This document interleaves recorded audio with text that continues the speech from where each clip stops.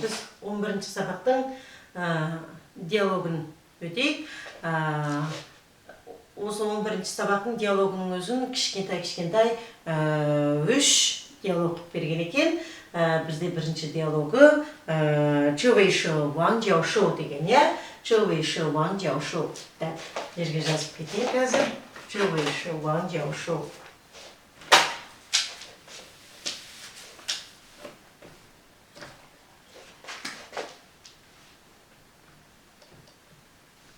«这位是王教授.王教授. иә? Бұл кісі Ван профессор деген. иә? Енді диалогқа қарайық. 我先介绍一下. 这位是王教授.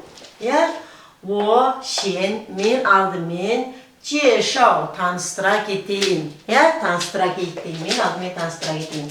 这位是王教授. Бұл кісі кім? Ван профессор. 这是马校长. Бұл ма. 校長дегеніміз кім еді? 校長дегеніміз мектеп директоры. Бұл кісі немесе бұл ма мектеп директоры. 欢迎您. 欢迎您. Қарсы аламыз сізді. 王教授. 王профессор. 谢谢. Рахмет. 我先介绍一下. 这位是王教授. Мен алдымен таныстыра кетейін. Бұл Ван профессор. 这是ма校长. Бұл ма мектеп меңгерушісі немесе мектеп директоры. 欢迎您. Қарсы аламыз сізді. 王教授. 王профессор. 谢谢. Рахмет.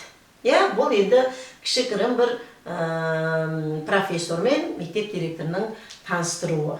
Мен тағы бір рет оқып шығайық. 我先介绍一下. 这位是王教授. Мен алдымен таныстыра кетейін. Алдымен сен таныстыра кетейін. Бұл кісі Ван профессор. 这是ма校长. Бұл ма мектеп директоры. 欢迎您. Қарсы аламыз сізді. Ван教授. Ван профессор. 谢谢. Рахмет.